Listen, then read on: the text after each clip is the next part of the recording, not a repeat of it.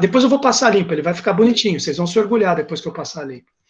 Vocês vão falar, não, agora ficou bonitinho, ficou bem feito. É que ficou muito bagunçado aqui, tá? O que eu queria falar com vocês um pouco, turma, é desse tópico aqui, transformada de Fourier, porque é um tópico que está na ementa dessa matéria, né? Essa matéria, ela é um agregado de vários tópicos, então eu tenho que falar um pouco de um tópico, mudar para o outro, falar um pouco, mudar para o outro, eu não posso ficar ignorando um tópico e depois alguém pode reclamar que eu não falei de alguma coisa, tá?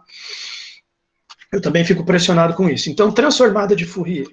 Bom, o que eu acho importante para a gente entender de onde vem a fórmula da transformada de Fourier? Eu acho importante o seguinte, primeiro, a pessoa tem que saber, é isso que eu já mostrei para vocês, a série exponencial, a série complexa. Isso aqui é interessante, tá? Porque você já sabe que é uma série de Fourier, e eu já fiz todas as contas aqui, deduzindo para vocês de onde que vem essa fórmula. E ela tem um CN dentro dela. E você vê que tem um CN aqui, que é a nossa formulinha do CN também, que acabamos de trabalhar com ela. Tá? Então, vamos colocar aqui. Vamos falar da transformada de Fourier. Transformada de Fourier. Transformada de Fourier. Tá? De Fourier. Tá aqui. Transformada de Fourier. Da onde que começa o raciocínio? É um raciocínio que a gente tem que prestar atenção passo a passo. Ele é meio desgraçado para sair da série exponencial e chegar na transformada. Depois que chega na transformada, tranquilo. Você viu a fórmula, você demonstra fácil as propriedades, aí você está em casa, você acerta todo o exercício. Só essa passagem da série exponencial para a transformada tem um raciocínio por trás, que é justamente o que eu vou mostrar para vocês agora. Primeiro, você tem a série complexa. A série complexa é f de x igual somatória de n igual a menos infinito até mais infinito, Cn, e elevado a INPX sobre L. INPX sobre L. Deixa eu colocar assim. E você tem a formulinha para calcular o Cn. Cn igual 1 sobre 2L, 1 sobre 2L, integral de menos L até L, f de x, e elevado a menos INPX sobre L dx. Sobre L dx.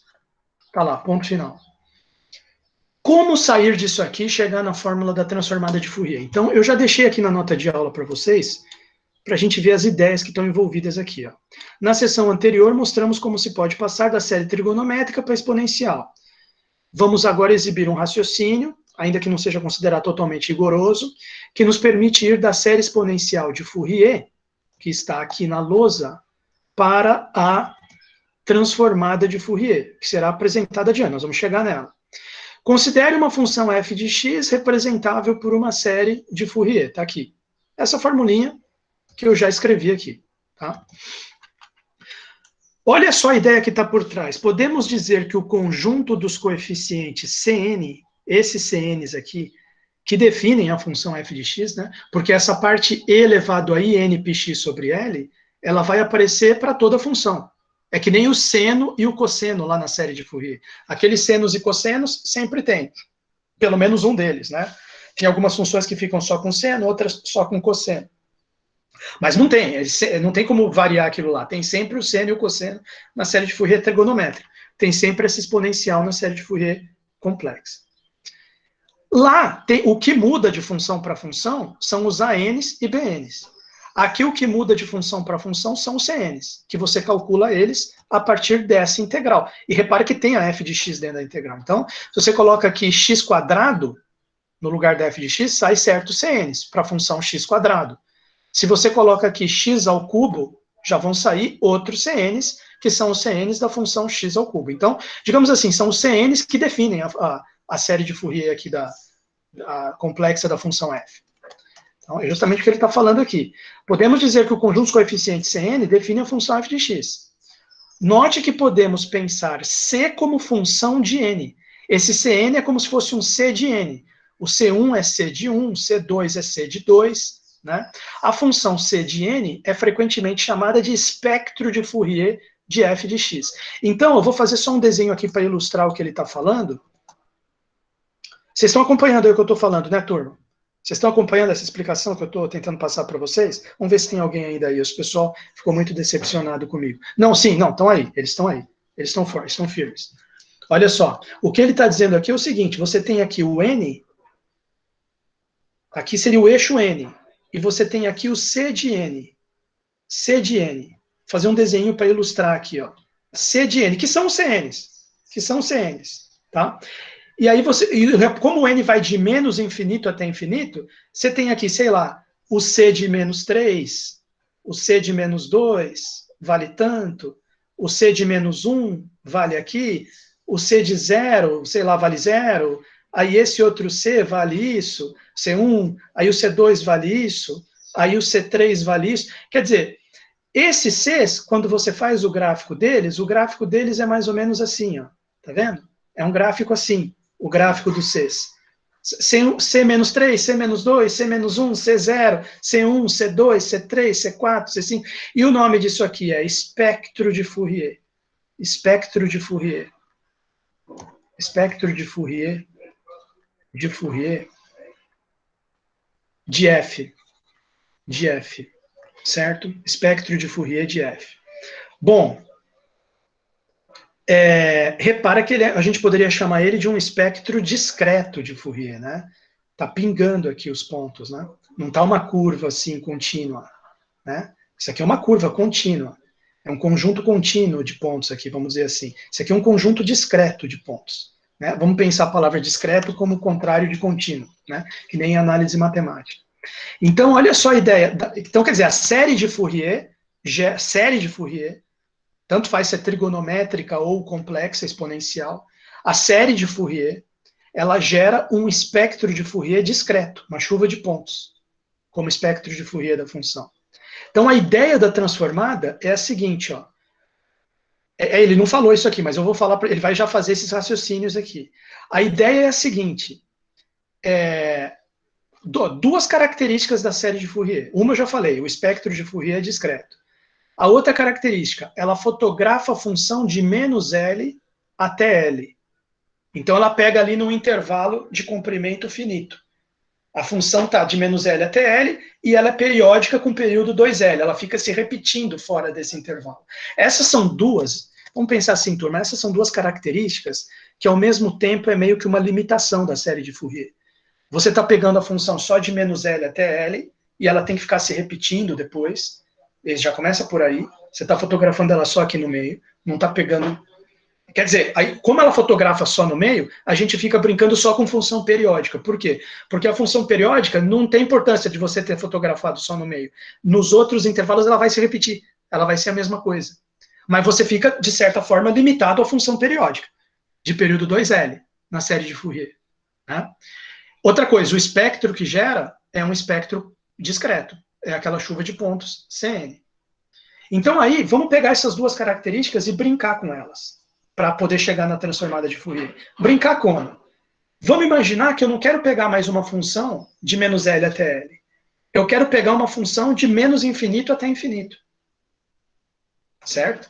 Então, quer dizer, é uma função cujo período é infinito. Ela não está só fotografada aqui e depois fica se repetindo. Ela pode não se repetir nunca, entendeu? Ela vem do menos infinito até mais infinito fazendo o gráfico dela, sem se preocupar em ser periódica. Então, eu não fico mais restrito ao menos L até L. Eu quero expandir esse menos L até L para menos infinito até mais infinito. Essa é a primeira coisa que eu quero brincar, para mudar na série de Fourier. Não é mais integral de menos L até L. Integral de menos infinito até mais infinito. A segunda coisa é o seguinte. Esse espectro de Fourier discreto que eu mostrei, que são esses pontos aqui, ele vai começar a virar, vai começar a ter tanto ponto aqui, conforme eu for desenvolver o raciocínio, que no limite, quando for para esse menos L até L, for para menos infinito até mais infinito, ele vai acabar virando uma curva, de tanto ponto que apareceu. Deixou de ser discreto e passou a ser uma curva contínua. E aí eu saio de uma função f de x e chego numa outra função, f de k, que é a transformada de Fourier da f de x. Essa que vai ser a ideia. Aqui eu saio de uma função f de x e não vou parar em outra função. Eu vou parar nesses CNs. Quer dizer, ele é uma função, mas ele é uma função, como eu te falei, são pontos discretos. C1, C2, C3. Não tem, por exemplo, C meio, C de meio, C de π, C de raiz de 2. Né? Não gera uma outra função contínua, gera uma chuva de pontos, série de Fourier.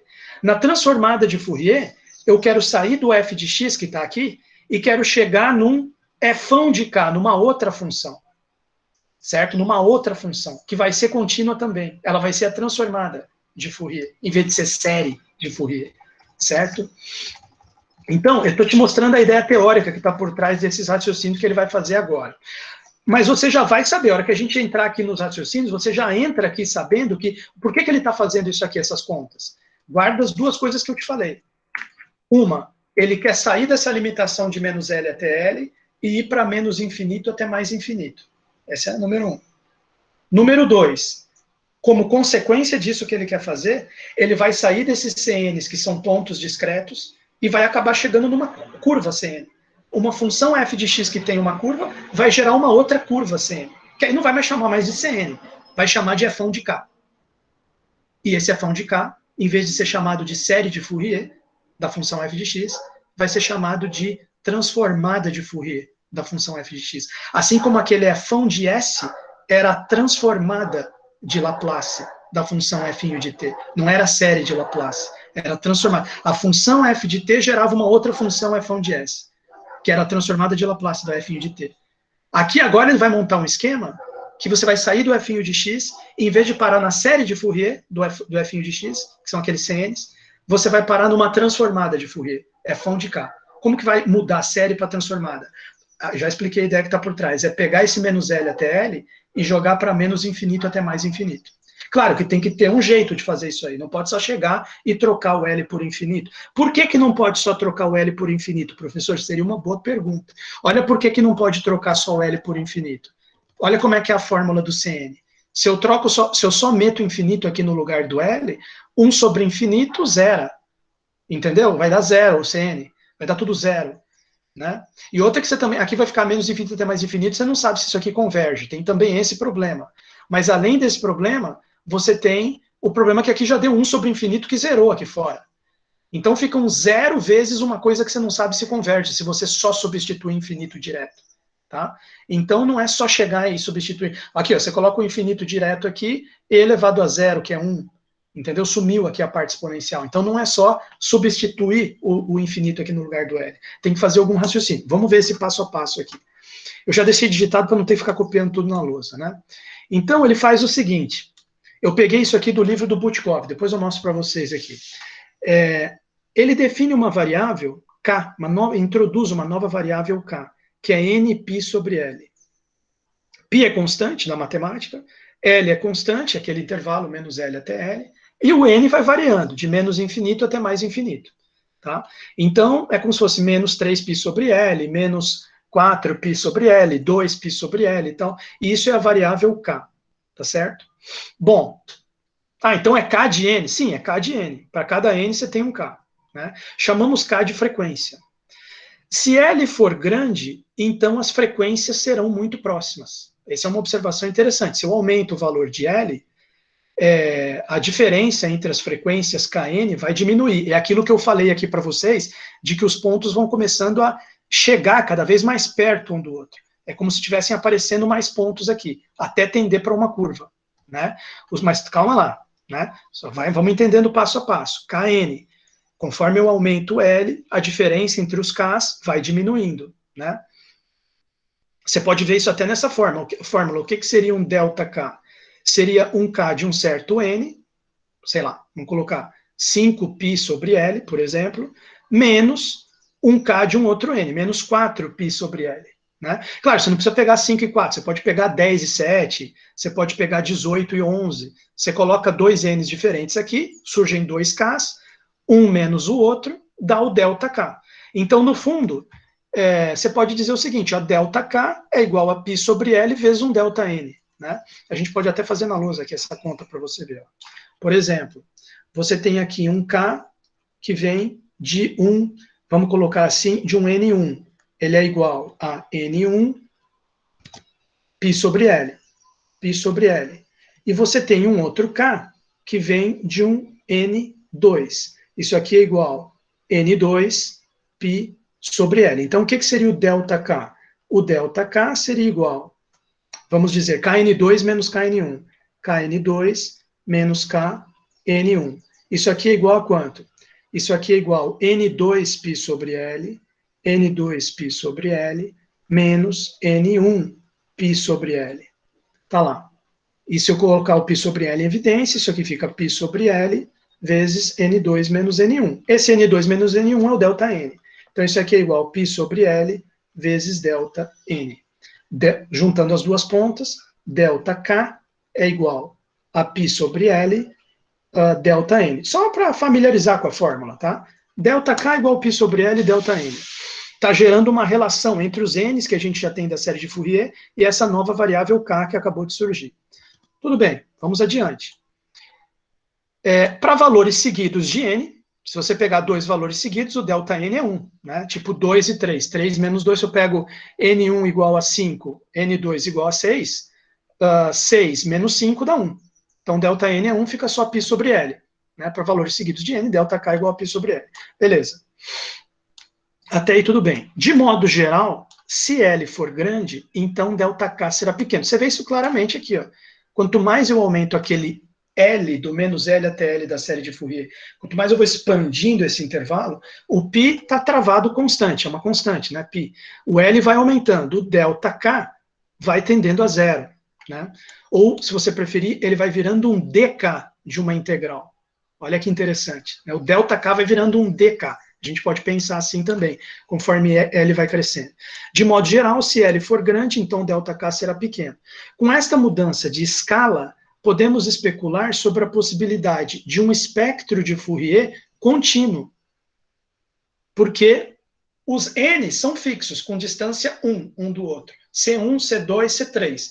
A hora que você passa para essa variável k, você está vendo que o ΔK, a distância entre os Ks, está tendendo a zero quando L cresce. Então, pode ser que em K surge um espectro contínuo. Os pontos vão se aglomerando tão perto um do outro que vai tendendo a uma curva. Né? Aquilo que eu falei para vocês antes. Podemos especular sobre a possibilidade de um espectro de Fourier contínuo, o que ocorreria quando L tende a infinito e todas as frequências estão presentes. Essa transição para L tendendo a infinito é difícil de ser efetuada diretamente, pois o Cn aparentemente tende para zero. É aquilo que eu falei, que se a pessoa forçar substituir um infinito direto aqui, você zera todos os Cns, e aí travou. Né? Bom, tudo bem. Essa transição para L tendendo a infinito é difícil de ser efetuada diretamente, porque o Cn aparentemente tende para zero. Porém, seguiremos adiante com a ideia de usar as frequências, os Ks. K igual a Nπ sobre L. ΔK igual a π sobre L ΔN. Já discutimos isso.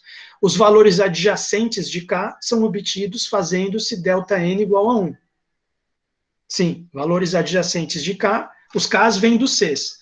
2 Ks adjacentes tem que vir de 2 Cs adjacentes. Os Cs adjacentes tem 1 de diferença entre eles, tipo C2 e C3, C5, C6, e assim sucessivamente. Bom, são ideias que ele lançou aqui. Né? O que ele vai fazer agora? Ideias básicas, simples e que o cara não aprofundou muito, é isso aqui. O que ele vai fazer? Ele vai pegar essas ideias e vai introduzir na fórmula que a gente já tem da série de Fourier complexa. Então, olha lá, que é isso que ele fez aqui. Né? Então vamos prestar atenção. Podemos multiplicar pega a fórmula que você já tem da série de Fourier complexa e multiplica cada termo dela por L sobre π ΔK. L sobre π ΔK. Ah, da onde que ele tirou L sobre π ΔK? Eu percebo que o L sobre π ΔK, ele tirou dessa ideia aqui do ΔN igual a 1, né? Se ΔN for igual a 1, fica ΔK igual a π sobre L, porque ΔN é 1. Aí o que você faz? Você passa o L para o outro lado multiplicando, passa o π dividindo, você fica com L sobre π ΔK, que é igual a 1. Então você multiplicar por L sobre π ΔK dentro da série do exponencial de Fourier, você está multiplicando por 1. Então não altera em nada o resultado. Né? Eu acho melhor colocar isso aqui na lousa. Vamos colocar na lousa aqui. ΔK igual a π sobre L ΔN. Eu vou colocar aqui embaixo a seguinte observação. Se ΔN for igual a 1, né? Se ΔN for igual a 1, ΔN for igual a 1, isso implica que o ΔK é igual a π dividido por L, π dividido por L, porque ΔN é 1 vezes 1, né? Fica isso, o que implica que L sobre π, L dividido por π, vezes ΔK, é igual a 1. Perfeito. E, portanto, qualquer coisa que eu multiplicar por L sobre π ΔK, no fundo eu estou multiplicando por 1. Então, volta na série de Fourier exponencial. Pega ela, que é f de x igual. Aí tem aquele somatório de n igual a menos infinito até mais infinito. E você multiplica por 1, que não altere nada. L sobre π ΔK. Como que vai ficar a série? L sobre π, ele deixou L sobre π antes, colocou o que já tinha lá na série, que é o Cn elevado a inπx sobre L, e ΔK no final. Tudo bem, só separou aqui os dois termos, mas está multiplicando por isso. L sobre π, Cn, e elevado a inπx sobre L, inπx dividido por L, vezes ΔK, vezes ΔK. Vezes ΔK. Perfeito. Próximo passo. Olha só. Olha a situação aqui. Você vai falar o seguinte, bom, professor, e como que o cara surge com isso que você digitou aqui? Veja bem, isso aqui, ó, esse negócio que você multiplicou, L sobre π ΔK, ele é o novo Cn. Quando você tinha o Cn sozinho, você tinha a fórmula para o Cn, que eu coloquei lá em cima na lousa. Ó, quando o Cn está sozinho, quando o Cn está sozinho aqui dentro do somatório, a fórmula para o Cn, cadê? Quando o Cn está sozinho dentro do somatório, a fórmula para o Cn é essa aqui. Mas agora, eu não tenho mais o Cn sozinho. Eu tenho Cn multiplicado por L sobre π ΔK. Então, a fórmula tem que ficar agora para L sobre π ΔK vezes Cn, não só Cn. Né? É como se fosse um Cn'. Cn', novo Cn, é igual L sobre π Cn ΔK. Ele é o nosso novo Cn. Tá certo? Então, como é que fica a fórmula do Cn? Fica L sobre N, L sobre π Cn ΔK, seria o novo Cn, igual 1 sobre 2L, mas quem que é o L? Voltando aqui nessa mesma fórmula, o L, se você passar o π para lá multiplicando, ΔK dividindo, o L é π sobre ΔK, a integral é de menos L até L, ele deixou L, f de, aqui tudo igual, f de x é elevado a menos inπx sobre L dx. Ele só adaptou o Cn para o novo Cn que você tem, Cn' igual L sobre π Cn ΔK, perfeito, e trocou o L por π sobre ΔK. Isso aqui tudo eu peguei do livro de Física Matemática do Butkov, tá? Que é onde tem esse passo a passo. Eu achei esse passo a passo também num livro em inglês sobre transformada de Fourier, na internet, mas eu achei que ia ficar, ele faz um pouquinho, bem parecido com isso aqui, um pouquinho diferente. Um pouco diferente, mas é essencialmente a mesma ideia. Mas eu achei que ia ficar muito pesado falar das duas ao mesmo tempo e para chegar na mesma coisa, né? Fazer duas vezes a mesma coisa. Então eu escolhi falar desse passo a passo do Butkov, que eu achei que, digamos assim, ficou mais direto, né?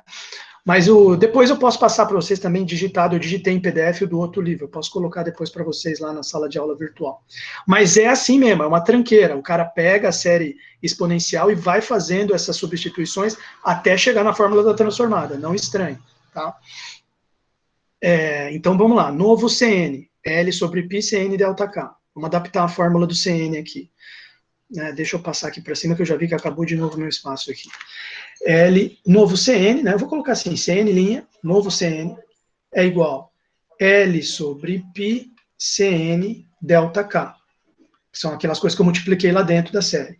Que vai ser igual 1 sobre 2L, aí no lugar do L, ele colocou π sobre ΔK, isso é correto, porque se L sobre π vezes ΔK é igual a 1, L é igual a π dividido por ΔK, tá certo essa substituição, 2 vezes π dividido por ΔK, a integral fica realmente de menos L até L, f de x e elevado a menos inπx sobre L dx.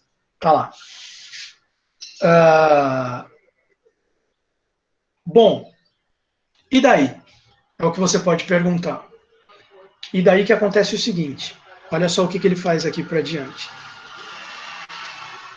Primeiro, tranquilo aqui, só passou o ΔK para cima, sobre 2π e manteve a mesma coisa aqui. Né? E, evidentemente, cancelou o ΔK, porque ficou um ΔK do lado de cá e um ΔK do lado de cá. Então, já vou escrever direto o resultado final aqui. Daria para cortar o π também, mas ele não cortou ali o valor de π, deixou L sobre π Cn. Né? Então, L sobre π Cn, L sobre π Cn, estou deixando igualzinho estava no livro. Igual, porque tem que chegar na fórmula certa ali transformada. Né? Tu cortou o ΔK, 1 sobre 2π, 1 sobre 2π, integral de menos L até L, menos L até L, f de x elevado a menos INPX sobre L. INPX sobre L, dx. Tá lá. Bom, o que ocorre aqui é o seguinte, note que na equação acima o termo ΔK foi eliminado de ambos os lados. Aí o que ele faz? Ele faz o seguinte, né? Adotando a notação com K. Porque lá no começo, se você voltar aqui, né, o que a gente falou do K? O K era NP sobre L. Né? NP sobre L. Então, você pode, como K igual a NP sobre L, então vamos fazer aqui na lousa, né? K igual a NP sobre L implica, se você quiser isolar o N igual a KL sobre π. KL sobre π. Tá? Questão de notação aqui. KL sobre π. Então, você pode, olha só, esse CL de K, o que é esse CL de K que ele colocou aqui? Se você comparar lá com a série com a original, o CL de K, olha só, vamos comparar termo a termo aqui. A exponencial e elevado a INPX sobre L, ele chamou de K. Olha lá, já trocou o K. Por quê? NP sobre L, que eu acabei de escrever na lousa. Ou K, K igual a NP sobre L. Então, se aqui é NP sobre L, você pode trocar pelo K, ficar E elevado a IKX. Isso é bom por quê? Porque você já tem um ΔK aqui. Então, olha só. E elevado a IKX, delta K, perfeito, só substituiu. E esse CL de K? CL de K é justamente o CNL sobre π. Ele chamou de CL de K, tá certo? CL de K, tá lá. E trocou o N por LK sobre π. Ele está tentando sumir com N e deixar tudo em termos de K. Tá? Então, tirou o N e colocou KL sobre π. KL sobre π. Menos infinito até mais infinito. CL de K. No lugar de quem? No lugar do CN vezes L sobre π. Tá? Ah, por que de K será CN? Mas o N já está em termos de K. O N já está em termos de K. Tá? Ele está passando tudo para cá e sumindo com o N. Colocando a variável K no lugar da variável N. Então, olha só. CL, quer dizer, reescreveu a série exponencial de Fourier, mas eu procurei justificar cada substituição que ele fez aqui, nesse passo a passo com vocês. É um negócio meio chato, assim, de ler, né? Pô, L, K sobre π, de menos infinito a mais infinito, mas é assim, não tem jeito. Pode procurar aí na literatura. Se você achar outro jeito mais simplificado, você me mostra. Eu procurei em tudo que é livro que você puder imaginar. Essa passagem, o que a maioria dos livros faz? Ele não justifica a fórmula da transformada de Fourier. 99% dos livros, capítulo 1, transformada de Fourier. A transformada de Fourier é definida por 2 pontos, e já aparece a fórmula. E você fala, mas de onde que veio? Né? Depois de você muito cavucar, você acha, primeiro, essa série complexa de Fourier, que eu passei para vocês, deduzi, ainda estou brigando com os exemplos, mas vou chegar lá. E depois, de vez em quando, muito raramente, você acha essa passagem aqui da série de Fourier para transformada, mas que você pena um pouco para entender. Mas você vai com calma que você entende. Então, olha lá, vamos fazer a substituição aqui. O cara pegou essa fórmula da série exponencial, reescreveu dessa maneira aqui. Então, L sobre π Cn virou CL de K. Então, vamos colocar aqui na lousa. Substituindo na fórmula original, né? Vai ficar f de x igual. Aí a somatória que era de n indo de menos infinito até mais infinito fica, como eu disse aqui em cima, troco n por KL sobre π, né? KL sobre π. KL sobre π de menos infinito até mais infinito. Estou colocando como estava no livro. Aquele L sobre π Cn vira o CL de K. CL de K, notação do Butkov, mas você já vai ver que vai fazer sentido. O E elevado a I, NPX sobre L, vira E elevado a I, KX. E elevado a I, KX. E fica aquele ΔK, que já estava lá, que a gente tinha multiplicado, porque multiplicar por L sobre π ΔK é multiplicar por 1. Então, lembra que esse foi um dos primeiros passos lá que a gente fez. Bom, e daí? Bom, tem também essa fórmula aqui, né? Tem também essa fórmula aqui. Já que ele trocou o L sobre π Cn por isso aqui, L sobre π Cn. Esse aqui é o CLK, que ele trocou lá dentro. Então, no fundo, nós já temos uma fórmula para o CLK. Porque CLK é L sobre π Cn. Então, CLK é igual a essa integral. Então, já vamos colocar aqui embaixo. Também podemos escrever concomitantemente com isso aqui. Podemos escrever CL de K igual 1 sobre 2π, 1 sobre 2π, integral de menos L até L. Como é que ficou ali? Ali, ó. F de x elevado a I menos. F de x elevado a I a menos I. NPx sobre L. Esse NP sobre L, como a gente está fazendo aqui, ó. Cadê? NP sobre L dá para trocar por K. Então fica elevado a menos I kx dx. Elevado a menos I kx dx. Tá lá. Certo? Tá lá. Então veja, são duas fórmulas que estão vindo juntas. Ó, presta atenção num negócio interessante aqui dessas duas fórmulas. Numa das fórmulas, eu tenho aqui dentro um CLK, que eu faço a conta e saio num f de x. Na outra fórmula, é o contrário. Eu tenho aqui dentro um f de x, faço a conta, volto no CLK. É como se essa fórmula de cima tivesse indo do CL de K para um f de x. E aqui embaixo, para um f de x. Para um f de x. E aqui embaixo eu vou de um f de x, vou até colocar para o lado de cá, ó, de um f de x, eu volto para um CL de K. Tá lá. É uma relação assim, já está formando aqui uma transformada e uma transformada inversa. Tá? Só que essa aqui de baixo está com cara de transformada. Lembra que na transformada de Laplace, eu colocava, tinha também uma exponencial, era e elevado a menos st, f de t dt. Eu tinha uma exponencial vezes a função. Fazia integral. Aqui também tem os mesmos elementos, ó, uma integral exponencial vezes a função. Em vez de chamar de fão de S, que nem ele chamou lá no Laplace, ele está chamando por enquanto de CL de K, mas daqui a pouco vai virar fão de K. Ou seja, isso aqui que você está vendo surgir já é a transformada de Fourier. E isso que está aqui em cima já está começando a surgir o que? A transformada inversa, que você pega o CL de K, faz uma outra conta e volta no f de x.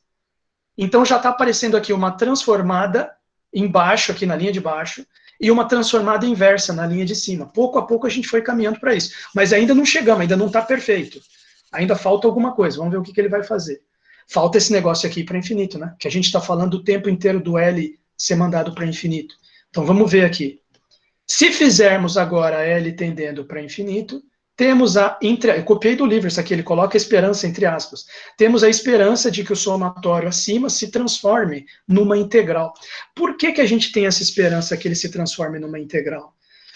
Porque quando L... Vamos lembrar um pouco do cálculo 1, turma.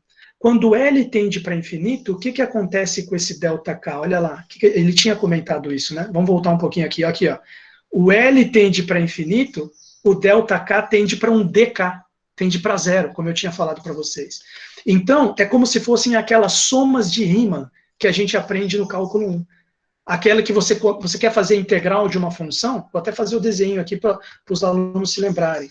Eu quero fazer a integral de uma função, tem aqui a curva, né? Imagina aqui a curva de uma função. Aí eu quero fazer a integral, ou seja, eu preciso calcular a área, aqui, sei lá, de um ponto A até um ponto B, integral de A até B. Aí a primeira coisa que os caras, quando estavam criando o cálculo, Newton, Leibniz, esses caras imaginaram, é chegar aqui e dividir numa série de retângulos. Vocês lembram dessa ideia aqui? Não sei se o pessoal vai lembrar. Aqui, ó. Se divide aqui numa série de retângulos. Então aqui, por exemplo, é um retângulo, aqui é outro retângulo. Deixa eu fazer melhor.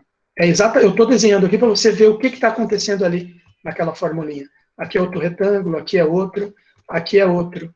E aí, num primeiro momento, o que a gente faz? A gente calcula a área desses triângulos aqui. E que ainda não é a integral. Por quê? Porque ainda ficou faltando um pouquinho aqui, ó. Teve um certo erro ali. Né? E o que é a área dos triângulos? Seria uma somatória. Qual que é a altura de cada triângulo? Se aqui for o ponto T0, aqui for T1, aqui for T2, aqui for T3, aqui for T4, quanto que são essas alturas aqui dos retângulos? As alturas são os Fs de T. Então, e a área do retângulo é base vezes altura. E quanto que é a base? A base é um ΔT, que nem tem o nosso ΔK agora. Então, área do retângulo, F de um TI vezes um certo ΔTI. Isso aqui é vai dar a soma das áreas dos retângulos. Se eu fizer o ΔTI tender a zero, esse somatório vira um símbolo de integral, que vai ser de A até B, a F de TI vira F de T, o ΔTI vira DT, e você saiu de um somatório e virou uma integral. Vocês se lembram dessa ideia aqui do cálculo 1, turma? Alguém está prestando atenção no que eu estou falando? Não sei se eles ainda estão acompanhando. É uma explicação muito desgraçada esse negócio do transformada de Fourier. Mas vocês se lembram dessa ideia básica, que você tem os retângulozinhos, talvez você não se lembre do nome, o pessoal chama isso aí de soma de Riemann. Soma de Riemann. Então, quer dizer, e aqueles Tzinhos, eles chamam de partição. Então, quando eu faço a norma da partição, que é o tamanho daqueles intervalinhos dos T's, tender a zero, vai multiplicando, vai aumentando o número de retângulos ali dentro. Os retângulos vão ficando cada vez mais fininhos. E o somatório vira a integral, vira a área perfeita da função. Entendeu? Por que o senhor parou tudo e começou a falar de cálculo 1? Porque é exatamente o que está acontecendo aqui agora. É essa frase que ele falou. Quando L tende a infinito, o que seria o L tender a infinito? É o ΔK tender a zero. O que é o ΔK tender a zero? É essa basezinha do retângulo aqui tender a zero. Mas só que ao mesmo tempo vai aparecer uma porrada de retângulo. Então vai ter, como se você rachasse por 2 aqui, quebrasse por 2 aqui, quebrasse por 2. Já apareceram mais retângulos. Cada um deles agora, você vai calcular a área, vai ficar mais próximo. Só que aí você divide de novo em 2 cada um. É isso que está. E o que vai acontecendo com a base dele? Está cada vez. Primeiro era assim a base. Depois já ficou assim. Depois cortou por 2 de novo, já ficou menor. Então esse ΔI está tendendo a zero. Então, quer dizer, lembrando dessa ideia do cálculo 1, que eu acabei de lembrar para a gente aqui, se fizermos o L tender a infinito, o ΔK tende a zero, tende a um DK. E a gente fica com a esperança de que esse somatório se transforma numa integral. Então aí então nós podemos escrever aqui o seguinte, ó. Vamos escrever aqui na lousa. Fazendo agora o L tender a infinito, entre parênteses, o ΔK tendendo a zero, temos que imediatamente aquele somatório ali em cima vai virar essa integral, né? Cadê? Ali, ó, só que eu inverti a ordem aqui, devia ter escrito primeiro esse. Olha lá, f de x, esse somatório, vira uma integral. Olha só por que na hora pareceu meio bizarro ele deixar aqui escrito LK sobre π em vez de deixar o n. Agora você entende a malandragem que estava por trás disso. Por quê? Porque aí ele está mostrando, eu mandei o L para infinito. Então, isso aqui, esse LKπ vai para infinito. Entendeu? Vai para infinito. Então, quer dizer, está indo realmente lá para o menos infinito, até mais infinito. Né? Então, olha só. Ele está tentando fazer tudo coordenar para virar isso aqui, que é a fórmula da transformada de Fourier. Então, L foi para infinito. Essa fórmula aqui, o somatório vira uma integral de menos infinito até mais infinito. Então vai virar, temos que, 2 pontos. Vou escrever primeiro essa aqui. Essa aqui vai ficar f de x igual, em vez de somatório, integral de menos infinito até mais infinito. Aí, que tem aqui dentro do somatório? Aqui, CLK e elevado a IKX dk. Como que ele deixou? Ele escreveu CK, né? C de K. Porque o que vai acontecer? O ΔK tendeu a zero. Então, o ΔK é a distância entre os Ks. Lembra aquilo que eu falei que no espectro discreto de Fourier, os pontos iam começar a chegar tão perto um do outro, que é o ΔK, né? O ΔK tendendo a zero, os pontos chegando muito perto um do outro. De modo que aquela chuva de pontos virou uma curva contínua agora. Então, agora você está com uma curva contínua, você está com um C de K, é uma função contínua. Tá? Então, ficou C de K, ΔK tendeu a zero, C de K, vezes o E elevado a IKX, e o ΔK elevado a IKX ficou igual. E o ΔK virou DK, porque o ΔK tendeu a zero. E elevado a IKX, E elevado a IKX, DK, tá certo? DK. Agora, e a fórmula de baixo? A fórmula da integralzinha aqui do CLK. Bom, CLK virou C de K. Então fica C de K igual. Aí, cadê a integralzinha aqui? Olha lá, C de K. Tá? O livro colocou CK aqui, por isso que eu copiei igual o livro, mas eu acho que é um erro de digitação. Seria C de K, não tem problema. Tá? Você copiar a mesma notação que ele já usou aqui. C de K, que é o limite para L tendendo a infinito, CL de K, é igual. Ah, de onde que ele tirou isso aqui? Daqui, ó, dessa fórmula que está aqui em cima. 1 sobre 2π, o L foi para o infinito, fica integral de menos infinito até mais infinito, f de x, e elevado a menos ikx, e elevado a menos ikx, dx, dx.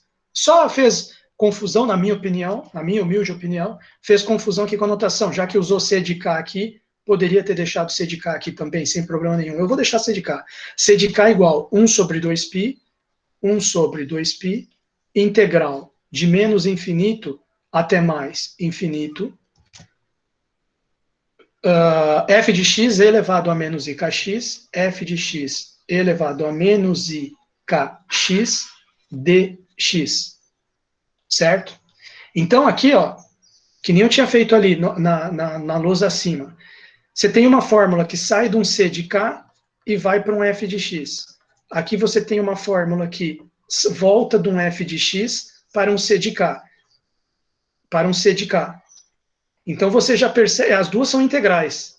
Então aqui você já tem uma estrutura de uma transformada aqui embaixo da f de x, e aqui em cima já tem uma transformada inversa, que volta da C de K, que é a transformada da f de x, volta para f de x. Está aparecendo a estrutura aqui.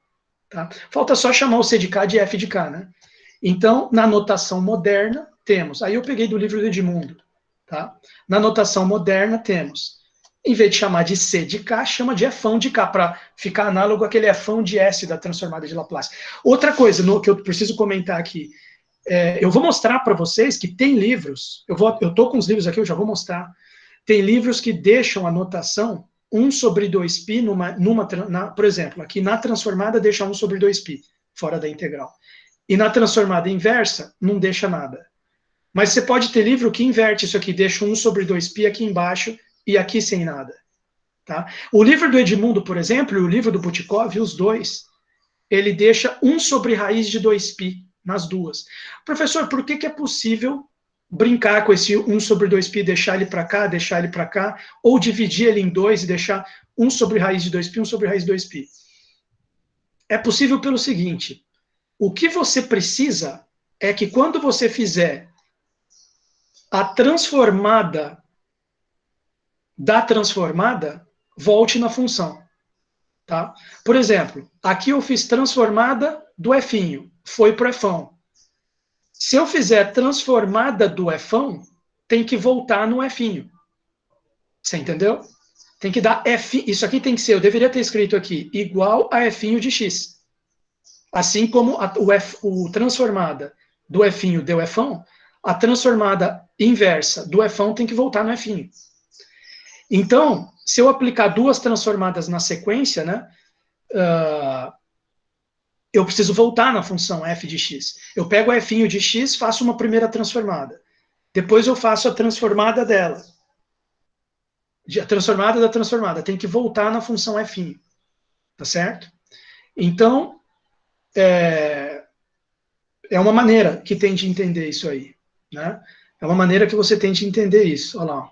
Bom, depois eu faço as contas para vocês. Então, quer dizer, se o cara fizer duas transformadas seguidas com 1 sobre 2π numa delas, o final das contas você vai ter 1 sobre 2π. tá? Se você fizer duas transformadas seguidas, com 1 sobre raiz de 2π em uma, 1 sobre raiz de 2π na outra, as duas 1 sobre raiz de 2π se multiplica, você termina com o mesmo 1 sobre 2π, tá? Aí, não sei, aí a notação, aí por que cada autor optou por uma notação diferente? Eu não sei, aí eu não sei te explicar. Tá? Outra coisa, a questão do menos e mais. Você repara que numa delas a exponencial é com menos, na outra a exponencial é positiva. Certo? Isso aí varia também. Tem livro que a exponencial negativa é na transformada, que nem está aqui, né? Vamos ver aqui, a transformada, aqui, ó. Não, aqui ele colocou a transformada com exponencial positiva. Transformada inversa com exponencial negativa. Mas dependendo do livro, isso pode inverter. E pode mudar também essa questão aqui desse coeficiente. Então, tá? Tem que ficar esperto com qual livro você está estudando e procurar seguir a anotação daquele livro. Aqui nessas notas de aula eu fiquei seguindo sempre a anotação do Edmundo, por isso que eu já deixei a anotação dele aqui, do livro que eu já vou mostrar o livro dele para vocês. Então, olha só. Vamos terminar de escrever aqui o que eu estava escrevendo, né? Então, na notação moderna temos, vou colocar em amarelo aqui. Vou colocar primeiro essa de baixo, que é a transformada de Fourier, propriamente dita, né? É quando você sai da f' de x e vai para o f' de k, é a transformada de Fourier. Então, deixa eu passar um traço aqui, como é que ficou? Vamos ver aqui. Olha lá, f' de k. Quando eu saio da f' de x, vou parar no f' de k, é a transformada de Fourier. Transformada de Fourier de f de x, que a gente vai chamar, né? Lembra que a de Laplace de f de x, a gente chamava de f' de s. Essa transformada de Fourier de f' de x, a gente vai chamar de f' de k, tá? Deixa eu escrever melhor aqui. Calma aí. É igual a f' de k. Tá aqui. Deixa eu apagar isso aqui, que isso aqui já era. Que vai ser dada pela seguinte fórmula. Isso aqui é igual, seguindo a notação do livro do Edmundo Capelas, isso aqui é igual 1 sobre raiz quadrada de 2π, integral de menos infinito até mais infinito, menos infinito até mais infinito, f de x elevado a ikx dx. F de x e elevado a ikx dx. Tá lá, ponto final. Transformada inversa. Transformada inversa de Fourier, f menos 1 dá f' de k, né? Lá no Laplace a gente nunca usava a fórmula da transformada inversa, porque tem uma certa complicação ali na fórmula, mas aqui é praticamente a mesma coisa a fórmula, a única coisa que muda é que você põe um menos aqui na exponencial. Então ela fica, essa transformada inversa vai fazer voltar no f' de x, que você tinha originalmente, né?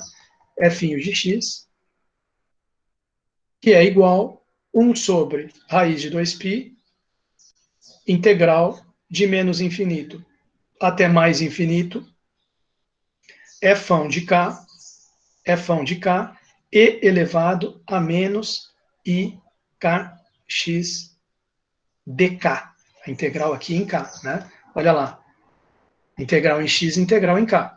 Né? Você tem que se lembrar. A gente só fazia integral em x lá no Laplace, porque a gente ia para o f' de s, depois usava aqueles tabelados, né? Mas aqui, se você for fazer a integral da transformada inversa, você tem que mudar a variável de integração. Uma integral em x faz sumir a letra x, sobra um k, por isso que é f de k. Uma integral em k faz sumir a letra k, sobra o x. Por isso, aqui eu não coloquei, mas aqui na lousa eu coloquei f de x. Tá certo? Então, presta atenção aqui na mudança da variável de integração. Tá legal? Bom, deixa eu terminar a aula mostrando os livros aqui para vocês. Ó. Deixa eu encerrar essa gravação aqui. Espero que tenha alguns alunos ainda prestando atenção.